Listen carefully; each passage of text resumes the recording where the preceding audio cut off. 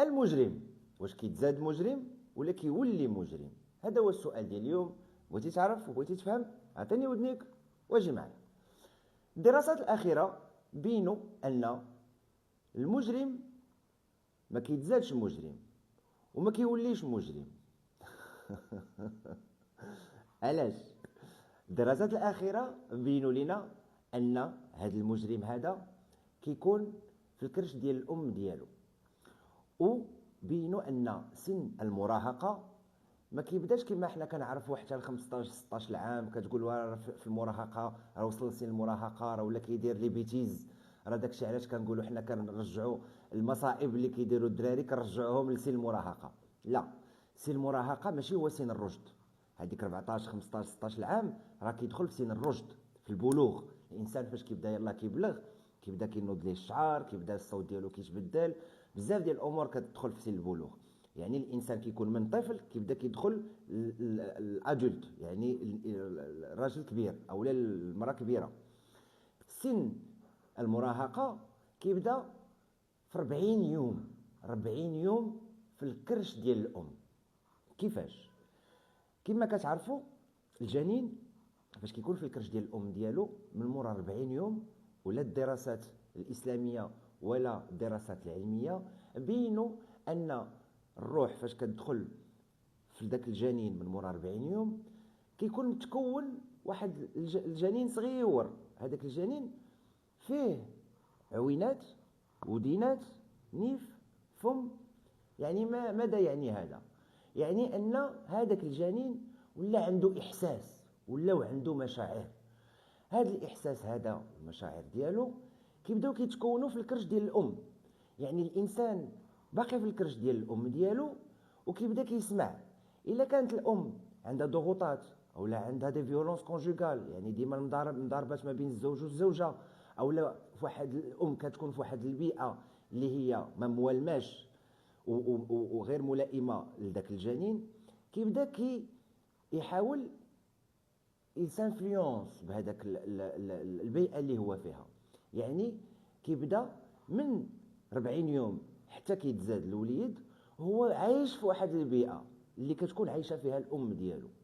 وهذه البيئه هذه كتاثر بزاف عاد على الانسان، حيت فاش كيكونوا دي فيولونس كونجوغال، يعني الام مضاربه مع الراجل اولا مضاربه مع هذا، اولا كيكون لغوات، اولا كيكون مشاكل في الدار اولا في الزنقه اولا هذاك الانسان ولا بلوتو الجنين كيبدا كيحس بالام ديالو. داكشي علاش كنقولوا فاش الام كتبكي راه كيحس بها الولد ديالها في كرشها، اولا الام كتكون فرحانه راه كيحس بالفرحه ديال الام ديالو.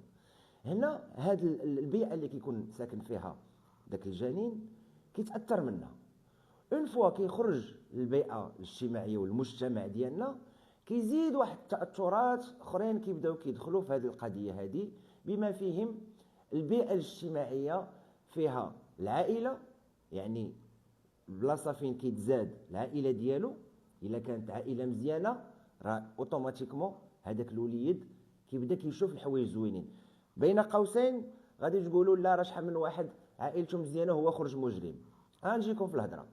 هنا ذاك الانسان فاش كيتزاد مجرم، اللي حنا كنقولوا راه تزاد مجرم، راه ما تزادش مجرم، راه البيئه فين تزاد فيها هي اللي خلاته باش يولي مجرم.